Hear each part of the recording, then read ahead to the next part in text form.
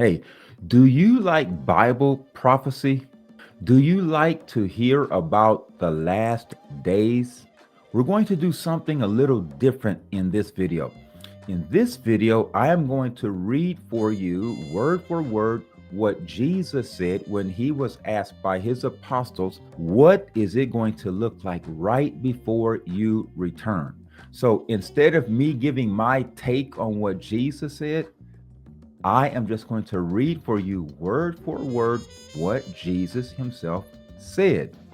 And I'm also going to do another two videos on this topic. That will be Mark 13 and Luke 21. Those are the parallel passages of Matthew 24. They all are talking about the same event. All right, let's do it.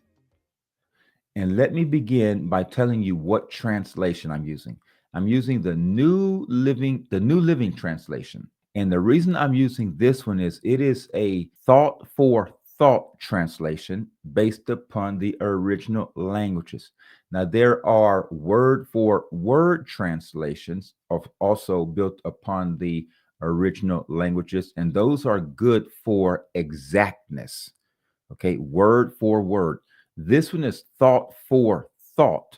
And so it puts it in a little bit more clearer language for us. And they try to stay as closely to the original languages as possible. And I'm using this version because we're talking about the last days. And I just want you to understand it as clearly as possible without having to do any other research. Okay. But you can always go back and look and read it in your word for word translations, like the New King James Version, and the ESV version, which I like. But anyway, let's go on. I'm talking too much. I said I wasn't going to talk too much. Okay, let's do it. Hey, if you're into Bible prophecy and you're looking for the second coming of the Lord, I've written a book, Why I Believe Jesus Christ is Coming Back Soon, How I Interpret the Signs of the Time. I'm offering it free at ericmhillauthor.com, or the link is in the description. Tell me how you like it. Matthew 24, verse 1. As Jesus was leaving the temple grounds, his disciples pointed out to him the various temple buildings. But he responded, do you see all these buildings? I tell you the truth, they will be completely demolished. Not one stone will be left on top of another. Later, Jesus sat on the Mount of Olives. His disciples came to him privately and said, tell us, when will all this happen? What sign will signal your return and the end of the world? Jesus told them, don't let anyone mislead you, for many will come in my name, claiming, I am the Messiah. They will deceive many, and you will hear of wars and threats of wars, but don't panic. Yes, these things must take place, but the end won't follow immediately. Nation will go to war against nation, and kingdom against kingdom. There will be famines and earthquakes in many parts of the world. But all this is only the first of the birth pains, with more to come. Then you will be arrested, persecuted, and killed. You will be hated all over the world because you are my followers. And many will turn away from me and betray and hate each other. And many false prophets will appear and will deceive many people. Sin will be rampant everywhere, and the love of many will grow cold. But the one who endures to the end will be saved. And the good news about the kingdom will be preached throughout the whole world so that all nations will hear it, and then the end will come. The day is coming when you will see what Daniel the prophet spoke about, the sacrilegious object that causes desecration standing in the holy place. Reader, pay attention. Then those in Judea must flee to the hills. A person out on the deck of a roof must not go down into the house to pack.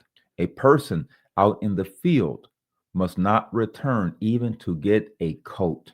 How terrible it will be for pregnant women and for nursing mothers in those days.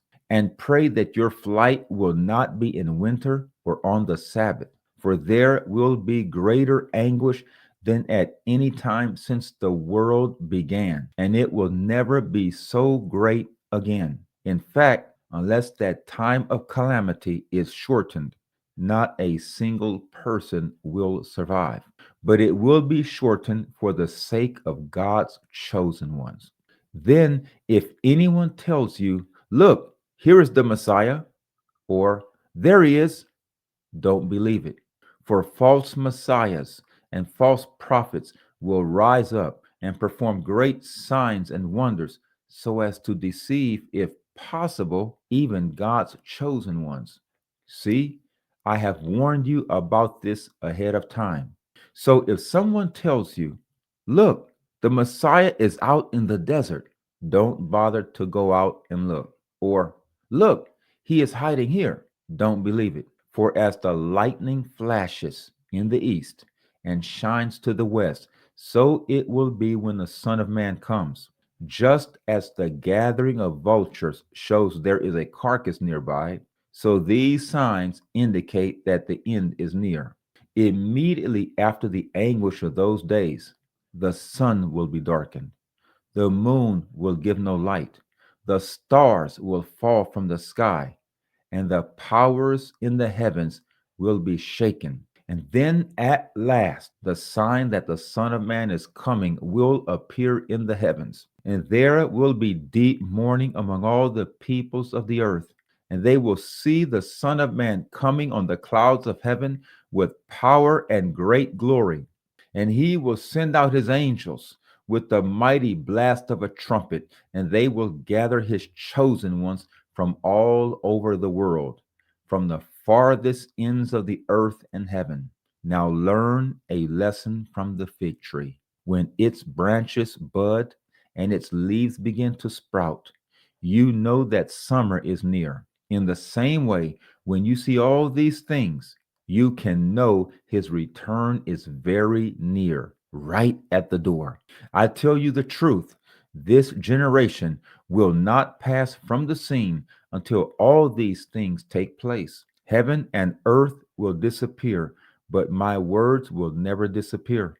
However, no one knows the day or hour when these things will happen, not even the angels in heaven or the Son himself. Only the Father knows. When the Son of Man returns, it will be like it was in Noah's day. In those days before the flood, the people were enjoying banquets and parties and weddings right up to the time that Noah entered the boat. People didn't realize what was going on until the flood came and swept them all away. That is the way it will be when the Son of Man comes. Two men will be working together in the field. One will be taken, the other left. Two women will be grinding flour at the mill. One will be taken, the other left. So you too must keep watch, for you don't know what day your Lord is coming. Understand this: if a homeowner knew exactly when a burglar was coming, he would keep watch and not permit his house to be broken into. You also must be ready all the time, for the Son of Man will come when least expected. A faithful, sensible servant is one to whom the master can give the responsibility of managing his other household servants and feeding them. If the master returns and finds that the servant has done a good job, there will be a reward. I tell you the truth, the master will put that servant in charge of all he owns. But what if the servant is evil and thinks, "My master won't be back for a while," and he begins beating the other servants, partying, and getting drunk? The master will return unannounced and unexpected, and he will cut the servant to pieces and assign him a place with the hypocrites. In that place, there will be weeping and gnashing of teeth. So we've concluded Matthew chapter 24, one of the three end time passages of Jesus Christ. And now invite you to look at the other two, Mark chapter 13 and Luke chapter 21.